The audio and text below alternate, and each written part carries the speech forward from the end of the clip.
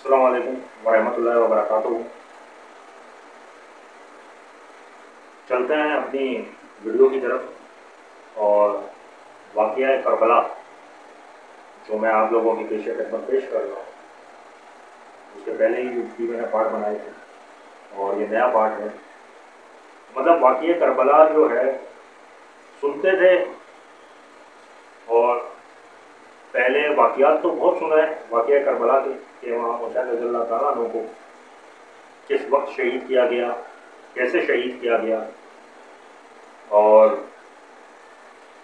حضرت عباس علمدار کو کس طریقے سے شہید کیا گیا کہ ان کے ہاتھ میں علم تھا، نعرہ تھا، لیکن ان کے ہاتھوں کو ہی شہید کر دیا گیا۔ مطلب ہر چیز پہلے سنی جا گئی تھی، لیکن ایک تصور جو ہوتا ہے، تصور، تو آپ لوگ یقین نہیں کریں گے کہ تصور ابھی میں آپ لوگوں کو سنا رہا ہوں یہ جو واقعات ہیں، تو ایسا لگ رہا ہے کہ جیسے میں خود کربلا کے اندر کھڑا ہوا ہوں اور یہ واقعات میرے سامنے پیش آ رہے ہیں۔ اس سے پہلے میں نے پچھلی ویڈیو میں آپ لوگوں کو بتایا تھا کہ کیسے حضرت مسلم بن عقیل کے دونوں شہزادوں کو قتل کر دیا گیا، اور جس شخص نے قتل کیا گیا وہ خود 3 دن سے ان کو بھوکا پیاسا ڈھونڈ رہا تھا، جبکہ اس کو یہ احساس نہیں ہوا کہ یہ دونوں معصوم بچے بھی تو 3 دن سے 4 دن سے بھوکے پیاسے ہیں، ڈر خوف میں۔ خیر، اپنی ویڈیو کا آغاز کرتا ہوں۔ جنہوں نے چینل کو سبسکرائب نہیں کیا ہے، آپ لوگوں سے درخواست ہے سبسکرائب لازمی کر لیں، لائک کر لیں، اور کمنٹ آپ ضرور کر دیجیے گا، باقی بیل آئیکن کو پریس کرنا نہ بھولیں۔ بسم اللہ الرحمن الرحیم۔ آغاز کربلا کا ظلم یہ کیسا سنگین ہو گیا، کوفہ مسلم کے خون سے رنگین ہو گیا۔ اس شہر ظلم تجھ کو خبر ہے کہاں گئے، بھیجے تھے اپنے لال جو ماں نے سوار کر روانی۔ ادھر امام علی مقام کے خاوندہ، رسول کی مقدس اور عزت ماں خواتین اپنے بچے، دوستوں اور یہی خواہوں کے ساتھ لے کر عزم کوفہ ہو گئے۔ حضرت عبداللہ بن عباس نے منع کیا کہ بھائی جان کوفی بڑے بے وفا ہیں، وہ نہ قابل اعتماد ہے، آپ کوفہ نہ جائیں۔ اسی طرح حضرت جعفر منع کرتے رہے، عبداللہ بن زبیر منع کرتے رہے، اور ساتھی منع کرتے رہے، لیکن امام علی مقام سب کو یہ جواب دیتے رہے کہ اب مسئلہ وفا اور بے وفائی کا نہیں ہے، مسئلہ اس دعوت کا ہے جس کا مجھ سے مطالبہ کیا گیا کہ میں کلمہ حق بلند کرنے کے لیے جبر و بربریت کے خلاف، ظلم و ستم کے خلاف، کفارہ طاغوت کے خلاف، شریعت مصطفی کے احیاء کے لیے اور دین اسلام کی قدروں کو پامال ہونے سے بچانے کے لیے میدان میں آ جاؤں اور علم جہاد بلند کروں، تاکہ میرے نانا جان کا دین پھر سے زندہ ہو سکے۔ مسئلہ دین کو زندہ کرنے کا ہے، مسئلہ حق کی شمع کو روشن کرنے کا ہے۔ یہاں بعض احباب نادانی میں یا باعث اہل بیت میں کہہ دیتے ہیں اور لکھ جاتے ہیں کہ ایسے حالات میں جبکہ امام حسین کے پاس مسلح لشکر نہ تھا، فوج نہ تھی، سیاسی قوت نہ تھی، حالات سازگار نہ تھے، ابن زیاد اور یزید کے پاس سب کچھ تھا، ایسے حالات میں امام حسین رضی اللہ تعالیٰ کا ایسے مقام پر جانا معاذ اللہ خروج تھا۔ یہ تصور سوائے اس کے اہل بیت کا بعد اور اعلیٰ رسول کے ساتھ دل میں عناد ہو، اس کے سوا اور کوئی سبب نہیں ہے۔ رائے رخصت اور رائے عزمیت، آپ کے ذہن صاف کرنے کے لیے میں ایک ضابطہ آپ کے سامنے پیش کرتا ہوں۔ شریعت مظاہرہ میں ایسے مشکل وقت پر 2 راستے بتائے جاتے ہیں، اور دونوں راستے اللہ اور اس کے رسول کی طرف سے تجویز کرتا ہے۔ ایک راستہ راہ رخصت کہا جاتا ہے، اور ایک راستے کو رائے عزمیت کہا جاتا ہے۔ اگر تو حالات سازگار ہوں، جبر و بربیت، کفر و ظلم اور باطل طاغوت کا سفایہ آسانی سے کیا جا سکتا ہے۔ ان حالات میں ہر چھوٹے بڑے پر ہر کلمہ اوپر اس ظلم کے خلاف میدان کلزار میں نکل آنا فرض اور واجب ہو جاتا ہے۔ پھر اس کسی شخص کے لیے سوائے کسی شرعی مجبوری کے کوئی عذر قابل قبول نہیں ہوتا۔ لیکن حالات جب ناسازگار ہوں، جمعیت قوت اسلحہ اور بھاری فوج ساتھ نہ ہو، اور باطل زیادہ مضبوط ہو، طاقتور ہو، قوت تر ہو، ایسے حالات میں باطل کو ختم کرنے یا ہٹا دینے کی صورت رائے میں اندر نہ آتی ہو، تو ان ناسازگار حالات میں 2 راستے شریعت نے امت کو عطا کیے گئے۔ وہ لوگ جو حالات کی ناسازگاری کو دیکھیں، انہیں اجازت ہے کہ وہ رخصت پر عمل کریں، گوشہ نشین ہو جائیں، چپکے سے لعنت ملامت کرتے رہیں، دل سے برا جانیں، لیکن مسئلہ کشمکش کے لیے میدان میں نہ آئیں، بے شک الگ تلک ایک جگہ کوشہ نشی کی زندگی بسر کریں۔ یہ رائے رخصت ہے اور ہر دور میں اکثریت رخصت پر عمل کرتی ہے، اور رائے رخصت کی راہ پر عمل کرنا شریعت میں ناجائز ہے، نہ حرام ہے اور نہ اللہ کی ناراضگی کا سبب ہے۔ اسی لیے اللہ تعالیٰ نے ہر اضطراری حالات میں رخصت کی اجازت دے رکھی ہے، لیکن اگر سب کے سب لوگ بلا اجتناء ایسے حالات میں رخصت پر ہی عمل کرنا شروع کر دیں تو پھر ظلم و کفر اور طاغوت کو ختم کرنے کے لیے حالات کبھی بھی سازگار نہیں ہو سکتے۔ اس کے باوجود رخصت کے کچھ لوگ رائے عزمیت پر بھی چلنے والے ہوتے ہیں، وہ حالات کی سازگاری اور ناسازگاری کو نہیں دیکھتے، وہ فوج اور لشکر کی بھاری اکثریت پر نہیں نظر ڈالتے، وہ مسلح کشمکش میں ناکامی اور کامیابی کے انجام پر توجہ نہیں دیتے، بلکہ ان کی توجہ صرف اور صرف اس امر پوز ہوتی ہے کہ ہم اپنے تن کو، اپنے من کو اللہ کے دین کے بچانے کے لیے کیسے قربان کریں، شاید تن میں لگی ہوئی یہ آگ ہی آئندہ نسلوں کے اندھیرے دور کر دے۔ وہ اپنے خون سے پورے دین کی ابیاری کرنے کو ہی دین کے احیاء اور تحفظ کا باعث سمجھتے ہیں۔ وہ حالات کی ناسگاری سے بے خبر اور لا تعلق رہتے ہوئے اضطراری حالات میں بھی اپنی جان پر کھیل جاتے ہیں اور سربکف ہو کر میدان گلزار میں اترتے آتے ہیں۔ وہ اپنی شان کے لائق اور اپنے مقام کی مناسبت سے اس اسلام کو فرض سمجھتے ہیں جس طرح ہر شخص رائے رخصت پر عمل نہیں کر سکتا، اسی طرح راہ عزمیت پر بھی چلنا ہر کسی کے بس کی بات نہیں۔ امام حسین رضی اللہ تعالیٰ عنہ نے یہ کام اس لیے کیا تھا کہ ان کے رگ و ریشے میں علی ابن طالب کا خون گردش کر رہا ہے۔ حضرت سیدہ زہرا کی گود میں پرورش پائی تھی، محبوب خدا صلی اللہ علیہ وآلہ وسلم کے مبارک کندھوں پر سواری کی تھی، حضور کی زبان کو چوسا تھا۔ وہ علی رضی اللہ تعالیٰ عنہ کے فرزند اور خواہ و نبوت کے چشم و چراغ تھے، اس لیے جو ارشاد یا انہیں تھا وہ کسی کو نہیں ہو سکتا۔ وہ بنائے لالا تھے، اس لیے ظاہر ہے رائے عزمیت پر عمل کرنے کی عزت اس دور میں آپ کے سوا اور کسے نصیب ہو سکتی تھی۔ اور پھر یہ بات بھی ذہن نشین فرما لیں کہ جو لوگ رائے رخصت پر عمل کرتے ہیں وہ بھی حق بجانب ہوتے ہیں۔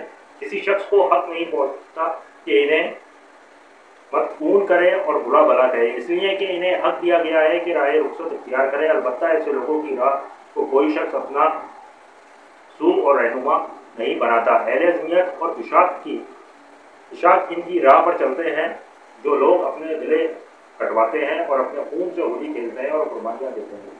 وہ رائے عزمیت پر چل کر قیامت تک ایک اصول حیات دے جاتے ہیں، دین کو زندہ کرنے کے لیے ایک شاہراہ قائم کر دیتے ہیں، دینی اقتدار کو مٹنے سے بچانے کے لیے اور پھر سے بحال کرنے کے لیے ایک ضابطہ حیات دے جاتے ہیں۔ اس لیے جن لوگوں نے امام حسین رضی اللہ تعالیٰ عنہ کے اقتدام کو ان ظاہری حالات کی ناسازگاری کی بنا پر معاذ اللہ خروج اور بغاوت کا الزام دیا ہے، وہ نہ تو دین کی روح اور تعلیم سے واقف ہیں اور نہ ہی شریعت اسلامیہ کے احیاء کے تقاضوں سے واقف ہیں، اور نہ ہی اس عمر کی خبر رکھتے ہیں کہ اسلام کی قدریں مٹ رہی ہوں تو انہیں زندہ کرنے کے لیے خون کی بازی کس طرح لڑائی جاتی ہے۔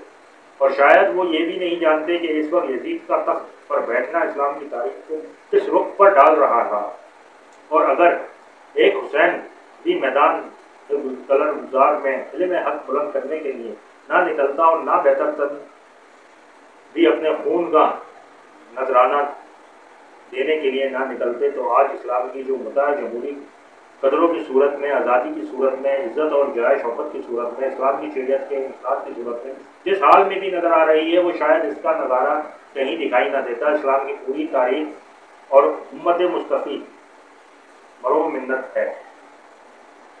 حسین ابن علی کے خون کے قطرات کی اور رسول کی ایک عظیم قربانی کی، جس نے رخصت کو چھوڑ کر اپنے تن کو تو ماچس کی طرح جلا لیا اور عمر بھر کے لیے اس زمانے کی تاریکیوں اور اندھیروں کو اجالے میں بدل ڈالا۔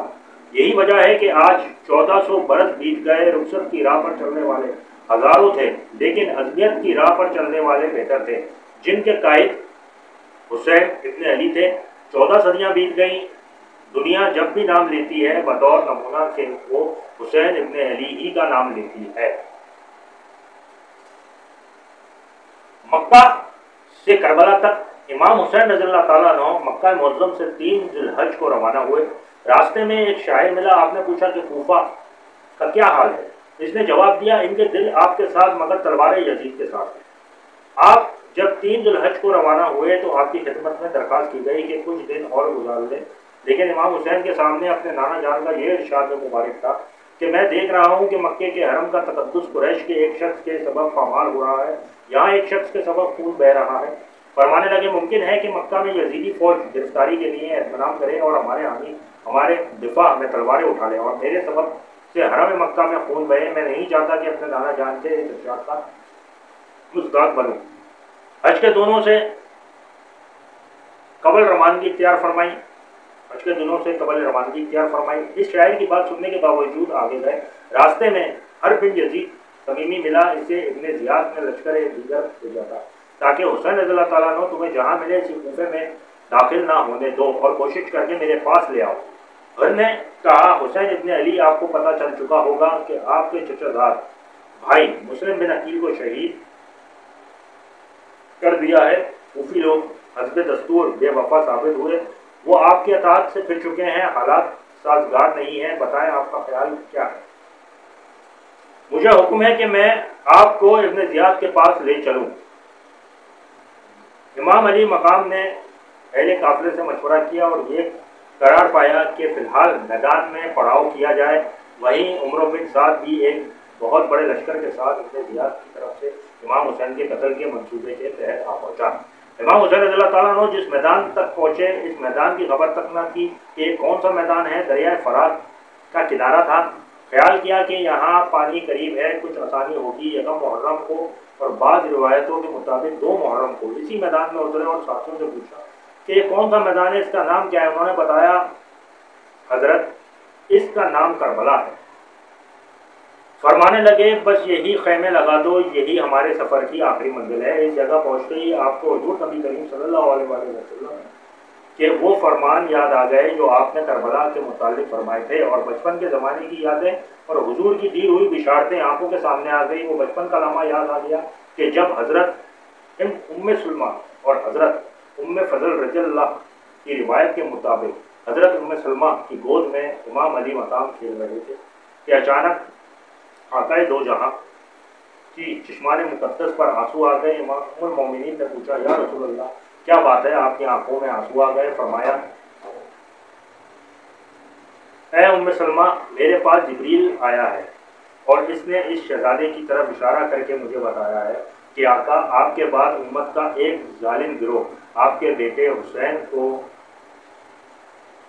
غریب بلتنا کے عالم میں شہید کر دے گا، اور عراق کے جس میدان میں ان کی شہادت ہوگی اس کا نام کربلا ہے، اور یہ اس جگہ کی سرخ مٹی ہے۔ حضور نے اس مٹی کو چون کر فرمایا، رہے کربلا۔ حقیقت یہ ہے کہ اس مٹی سے یہ رنج و علم اور دکھ اور درد کی بو آ رہی ہے۔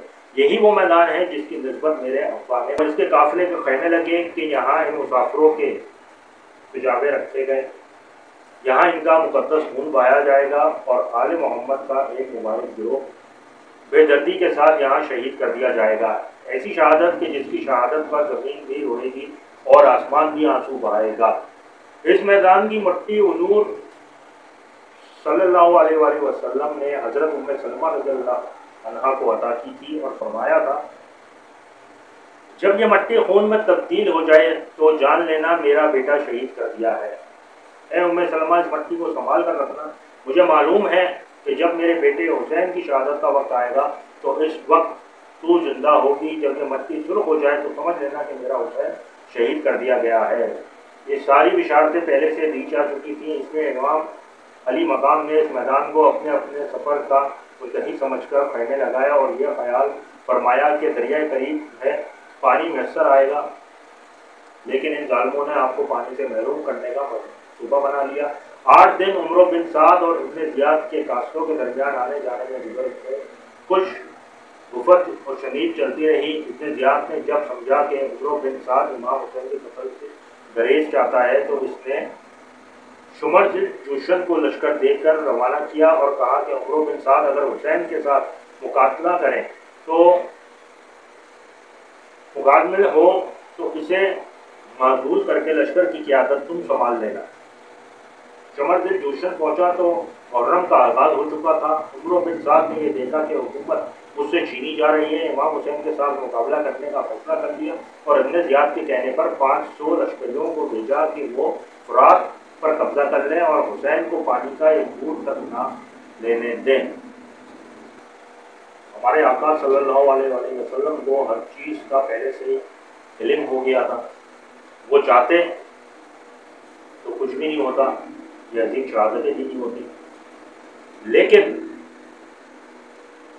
ایک کافر کی جیت ہو جاتی، یزید جیت جاتا، لشکر سب ہار جاتا، اسلام کا جھنڈا نہیں بلند ہوتا۔ انہوں نے ایسا نہیں کیا، سب کی قربانیاں ہو گئیں، شہادتیں ہو گئیں۔